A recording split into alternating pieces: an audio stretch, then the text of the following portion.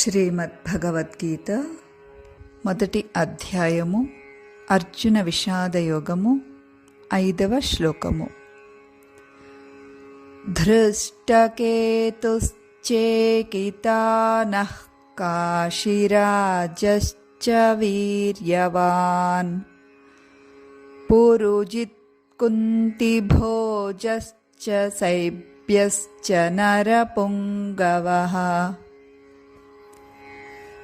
భావము: ఈ సేనలో ధృష్టకేతువు, చేకితానుడు, పరాక్రమశాలి అయిన కాశీరాజు, పురుజిత్తు, కుంతిభోజుడు మరియు శైబ్యుడు వంటి గొప్ప యోధులు ఉన్నారని దుర్యోధనుడు చెప్పెను.